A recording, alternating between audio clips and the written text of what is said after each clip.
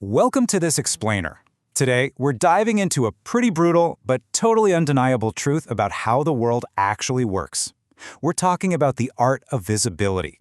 Look, here's the harsh reality. Your talent, your intelligence, all that relentless hard work you put in, they mean absolutely nothing if you remain completely invisible to the world.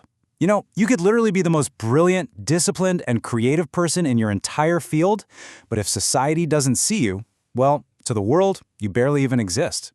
People just can't admire what they don't notice. Okay, let's dive into this, because this quote just hits the nail on the head, right? It perfectly captures both the tragedy and the reality of our society. I mean, think about it. Thousands of absolute geniuses are completely ignored every single day, while loud influencers doing something ridiculous next to a luxury car get rich and build massive platforms. Why does that happen? Because attention itself is power. When all eyes are constantly on you, you gain influence, you gain importance, and your status just automatically rises. So, because of this, we really need to reframe how we think about negative feedback. Most people think that being criticized or, getting caught up in a scandal is the absolute worst thing that can happen to their reputation. But that is completely false. Actually, scratch that. The absolute worst fate? It's being ignored. When you are ignored, your influence dies, your opportunities shrink, and your whole presence just weakens. Invisibility is what actually kills your potential, because the world always rewards attention first, and then, maybe, only sometimes, talent afterward. Now, to avoid this trap of being ignored, we're going to look at two very distinct methods. This brings us to part one, the sensational approach. To really wrap our heads around this approach, we have to look at the absolute master of manufacturing crowds, P.T. Barnum. Barnum totally understood that normality is invisible. Just consider this crazy formula he figured out early in his career during the Annapolis circus incident. So Barnum was working for a circus owner, right? And one day, as he's walking through town, a rumor spreads like wildfire that he is a notorious murderer. The crowd goes completely nuts. They attack him, they nearly lynch him, and he barely makes it out alive. But when the furious crowd followed him back to the circus, his boss revealed that he was the one who spread the fake rumor in the first place. Barnum was understandably furious, but his boss just pointed out that now, literally the entire town was talking about the circus. And that night, the tents were absolutely packed.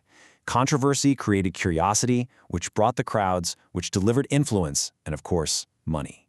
Barnum actually took this and built it into an even more deliberate strategy later on. When he opened a museum in New York, he really needed crowds. So what does he do? He hires a beggar, hands him some bricks, and tells him to just walk around the outside of the museum, putting one brick down, picking another one up, and absolutely refusing to speak a single word to anyone. It was completely absurd. But naturally, crowds started to gather. They demanded to know what this guy was doing. The man's total silence only made the crowd's curiosity burn even stronger, to the point where they literally followed him inside the museum just to keep watching him. And this brilliantly illustrates a massive psychological hack that Barnum uncovered. Mystery plus oddity equals attention. As human beings, we're just deeply unsettled by things we can't easily categorize. We literally cannot resist trying to explain strange behavior. Those people outside the museum, they weren't even interested in the museum itself at first. They were just desperate to resolve the cognitive dissonance of this weird brick man. Barnum pushed this to the absolute extreme with his infamous Fiji mermaid. Guys, this was literally a grotesque fake, the top half of a monkey sewn right onto the bottom half of a fish. But Barnum didn't just put it on a shelf and hope people noticed. No, he launched a massive newspaper campaign claiming a real, actual mermaid had been discovered. He completely manufactured a debate. People were outraged, scientists were arguing, the public fought over whether he was lying. But while they were arguing, what were they actually doing? They were buying tickets. He proved that sometimes fame doesn't come from being universally liked. It comes because people simply cannot stop arguing about you. The debate itself is what creates the power. But this does raise a really important question. If you're sitting there right now thinking, okay, I really don't want to sew a monkey to a fish, and I definitely don't want to start a riot, you might be wondering, does attention always have to be this loud, chaotic, and controversial? Is creating a crazy spectacle the absolute only way to gain visibility? Well, the short answer is no. And that brings us to part two, the mysterious approach. This is a completely contrasting method, and it relies heavily on silence, subtlety, and the immense power of the unknown. To see this in action, let's take a trip to Paris in the early 1900s to meet a woman known as Mata Hari. She arrived on the scene claiming these exotic Eastern origins, and she performed dances wrapped in veils, moving really slowly, surrounded by heavy perfume and just utter silence. The Parisian elite became completely obsessed with her. They fought tooth and nail just to get invitations to her performances. But here's the crazy secret. She was actually not the best dancer in Paris. She wasn't even considered the most traditionally beautiful. But what she did do was constantly change her backstory. One day she was born in Java, the next she was raised in a sacred Indian temple. She was entirely, completely unreadable. The psychological mechanism at play here is just fascinating. Because Mata Hari withheld the actual truth and presented this contradictory, mysterious front, the public's imagination ended up doing all the heavy lifting for her. You see, when people don't fully understand you, they just naturally fill in the gaps with their own wild fantasies. And human imagination?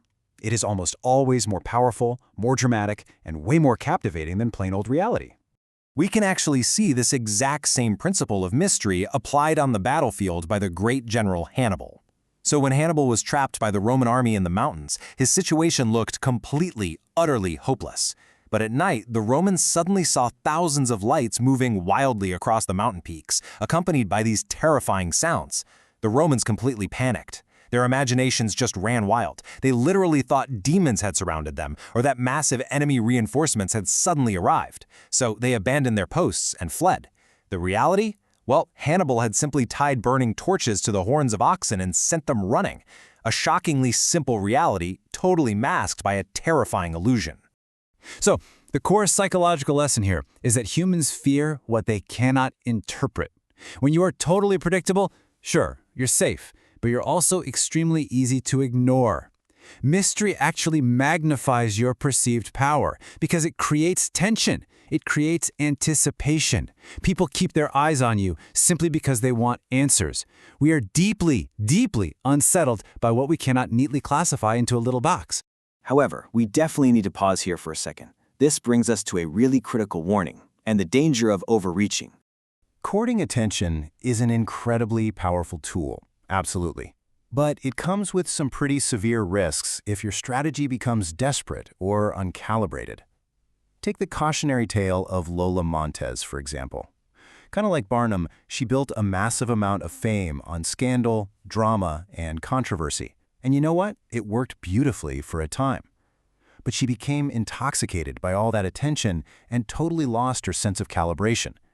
At a highly publicized event that was attended by royalty, she pushed her dramatic antics way too far and actively tried to steal the spotlight from the queen herself. It was a fatal error. High society instantly turned against her, and she lost literally all the power she had accumulated. She violated the ultimate critical boundary of visibility. You must never, ever compete for attention with someone vastly above you in power. Attempting to outshine the person who holds the ultimate authority doesn't make you look powerful. It just makes you look reckless, insecure, and dangerous to the established order. Think of attention like a fire. It can warm your house or can completely burn it to the ground if you don't respect it. So to pull all of this together, we've explored two very distinct paths today to avoid that ultimate trap of invisibility. On one side, we have sensational attention. It's loud, it's controversial, it's very public, masterfully used by P.T. Barnum to hack human curiosity through pure spectacle. On the other side, we have mysterious attention.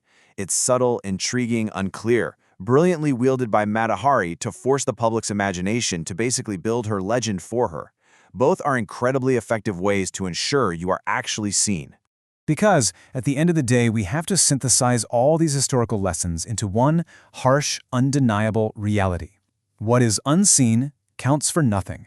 It really doesn't matter how great your work is behind closed doors. If you hide, if you fear judgment, or if you just blend perfectly into the background, you become completely replaceable. Controlling perception is how you shape conversations, and getting noticed is the absolute, non-negotiable prerequisite to gaining any real influence. So I want to leave you with this final, somewhat provocative thought to chew on today. Take a hard look at your own life, your career, your personal brand. Are you currently disappearing into the crowd, just hoping that someone will eventually tap you on the shoulder and recognize all your hard work? Or are you consciously crafting your presence and actively controlling your own visibility? It's time to stop blending in. Because in the game of power, attention is the doorway to influence. The question is, are you ready to step through it?